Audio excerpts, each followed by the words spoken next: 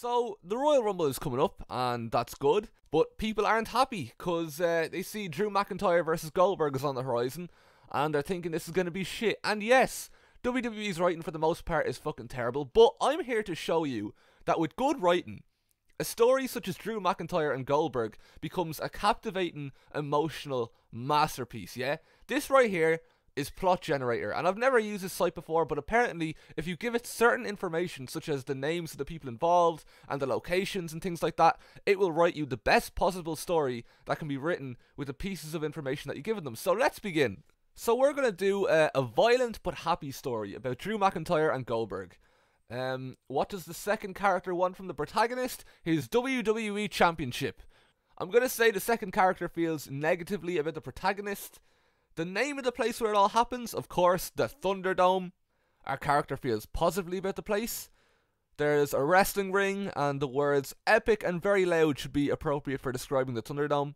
For the four emotions, I've just said buzzing, devastated, fucking raging, and bored. This really is coming together nicely. Of course, for the occasion, we can just say the Royal Rumble. That works. 3 verbs that add into the story, wrestling, fighting, and jackhammering. There we go. Something/somebody vulnerable. Ric Flair surely falls into this category, so we'll go with that. A type of music. Scottish bagpipe stuff. I'd say Drew loves the yops, so we're going to put that in as his favourite drink. For the 2 objects, I think we'll just say a kilt and a sun. For a noun to do with the weather, I've just said fucking roasting. For 3 animals, we'll go with fish, sharks, and bears. For 2 body parts, I've gone with pinky finger and the bigger finger next to the pinky finger. And I don't know whether to target these adjectives towards Drew or Goldberg, so we're just kind of going to mix them both together and say tall, handsome, bald, and wrinkly. Okay, so who's ready for the final product, alright? Ladies and gentlemen, I present to you the script for next week's Monday Night Raw.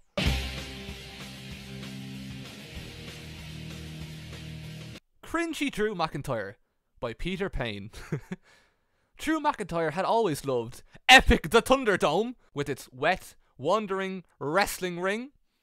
It was a place where he felt buzzing. He was a cringy Scottish yops drinker with tall pinky finger and handsome bigger finger next to the pinky finger. His friends saw him as a jolly, jealous Jinder Mahal but Scottish. Once, he had even revived a dying Ric Flair.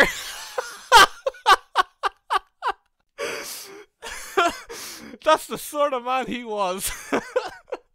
Drew walked over to the window and reflected on his very loud surroundings. The flipping roasting teased like wrestling fish. Then he saw something in the distance. Or rather, someone. It was the figure of Goldberg. Goldberg was an old Gilberg with wrinkly pinky finger and bald bigger finger next to the pinky finger. Drew gulped. He was not prepared for Goldberg. As Drew stepped outside and Goldberg came closer, he could see the outrageous smile on his face. I am here because I want his WWE Championship, Goldberg bellowed in a sound tone. He slammed his fist against Drew's chest with the force of 7,620 bears. I friggin' hate you, Drew McIntyre. Drew looked back, even more bored, and still fingering the multi-kilt. What? Drew looked back, even more bored, and still fingering the moldy kilt. Goldberg, I am not jealous about being excluded from 3MB. I assure you that I just want your title, he replied. They looked at each other with devastated feelings, like 2 sour, shaky sharks fighting at a very loud The Royal Rumble, which had Scottish bagpipe stuff music playing in the background and 2 sweaty uncles jackhammering to the beat. Drew regarded Goldberg's wrinkly pinky finger and bald bigger finger next to the pinky finger. He held out his hand. Let's not fight, he whispered gently. Humph, pondered Goldberg. Please, begged Drew, with puppy dog eyes.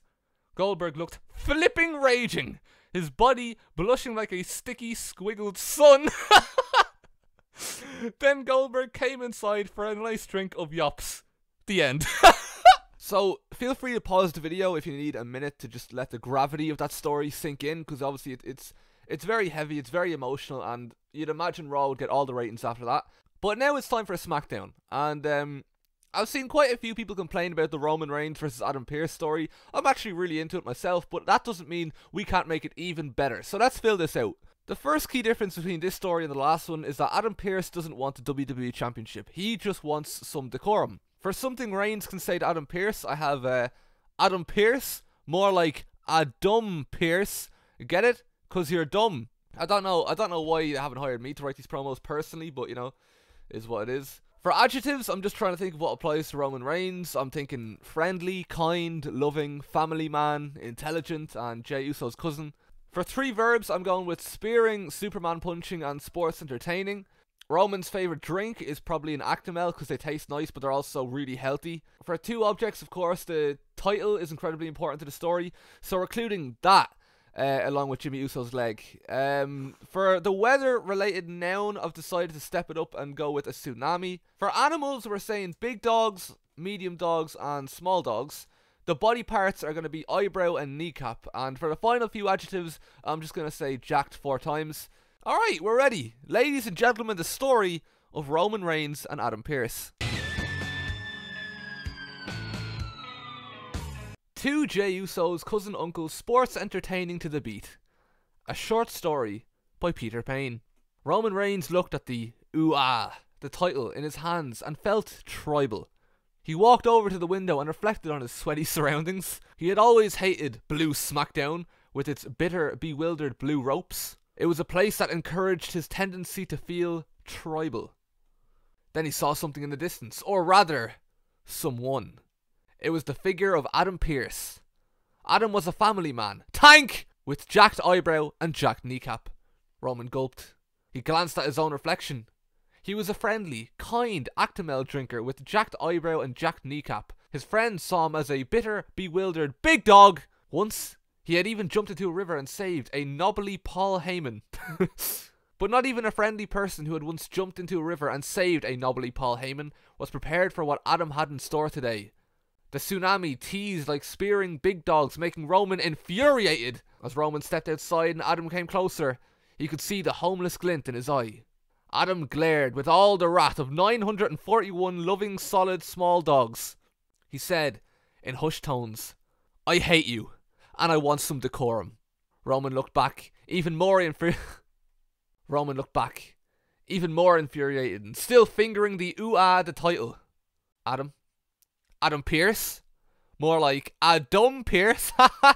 Get it? 'Cause you're dumb. They looked at each other with ecstatic feelings, like 2 melodic, mutated medium dogs Superman punching at a very intelligent WrestleMania, which had reggae music playing in the background and 2 Jey Uso's cousin uncle sports entertaining to the beat. Suddenly, Adam lunged forward and tried to punch Roman in the face. Quickly, Roman grabbed the the title and brought it down on Adam's skull. Adam's jacked eyebrow trembled and his jacked kneecap wobbled. He looked not happy. His emotions raw like a jealous, joyous Jimmy Uso's leg. Then he let out an agonizing groan and collapsed onto the ground. Moments later, Adam Pearce was dead. Roman went back inside and made himself a nice drink of Actimel. The end. For the final story, I didn't really know what to do, so I decided to just go with Shayna Baszler and Nia Jax. Their story is that they want a good tag team name and they feel positively about each other. For something the protagonist says to the second character, I've decided to go with arguably my favourite quote of all time. It all started when a fan of the MMA fighter Mark Hunt decided to message him with a bit of advice. Huge fan of yours, bro, but everyone in the comments saying you should stop posting about Lesnar is right. It's not a good look on you if you keep posting that juiced up cunt. You're giving him publicity. So Mark Hunt received this message. It was a polite enough message. It was obviously a fan of his and he meant well. And his response was, how about you go and fuck off my page then, you piece of shit? You think I need a stupid fuckwit like you telling me how to look good? Who the fuck are you? Take your worthless advice and get the fuck out of here. So, really, really good stuff, and we're going to throw that in there. For Shayna's favourite drink, I'm saying Calpol. I used to down that shit as a kid, and it was very nice, so she probably does the same. I'm starting to run out of ideas for the objects, so I'm just going to say commentary table and these hands. The currency has to be V-Bucks. I'm no economist, but I think it's doing quite well these days. The animals are going to be polar bears, teddy bears, and Chicago bears, because sometimes older Irish people refer to Chicago as Chicargo, and I don't really know why. Finally, I'm going with meniscus and ear hole for the body parts, and those are my objectives. Moist. But yeah. Hey, we're here for you. Only on Sky Sports. Two flippy uncles people's elbowing to the beat. A short story by Peter Payne. Shayna Baszler was thinking about Nia Jax again. Nia was a weak The Rock with damp meniscus and moist ear hole.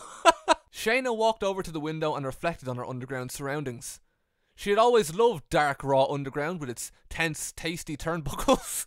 It was a place that encouraged her tendency to feel mildly irritated. Then, she saw something in the distance, or rather, someone. It was a weak figure of Nia Jax. Shayna gulped. She glanced at her own reflection. She was a mean, not very nice Calpol drinker with pointy meniscus and red ear hole. Her friends saw her as an arrogant, adorable rock. Once, she had even rescued a runny helt of Nia Jax's opponents from a burning building. But not even a mean person who had once rescued a runny helt of Nia Jax's opponents from a burning building was prepared for what Nia Jax had in store today. The hurricane teased like punching polar bears, making Shayna very irritated. Shayna grabbed a heavy commentary table that had been strewn nearby. She massaged it with her fingers. As Shayna stepped outside and Nia came closer, she could see the damp smile on her face.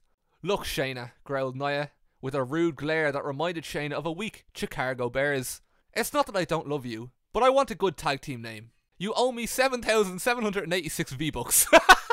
Shayna looked back, even more very irritated and still fingering the heavy commentary table. "Nia, how about you go fucking flip off my page then, you piece of poop? You think I need a stupid flipwit like you telling me about looking good? Who the flip are you? Take your worthless advice and get the flip out of here." They looked at each other with slightly irritated feelings, like two tricky, thankful teddy bears kicking at a very charismatic Raw Underground reunion, which had big, filthy, screamy death metal music playing in the background and two flippy uncle peoples elbowing to the beat. Shayna studied Nia's damp meniscus and moist ear hole. Eventually, she took a deep breath. "I'm afraid I declared myself bankrupt," explained Shayna. "You will never get your money." "No!" objected Nia. "You lie!" "I do not," retorted Shayna. "Now get your damp meniscus out of here before I hit you with this heavy commentary table." Nia looked quite a bit irritated, actually. Her wallet, raw like a thoughtful, tricky D's hands. Shayna could actually hear Nia's wallet shatter into 7,786 pieces. Then the weak The Rock hurried away into the distance. Not even a drink of Calpol would calm Shayna's nerves tonight. The end. So, the video's over now.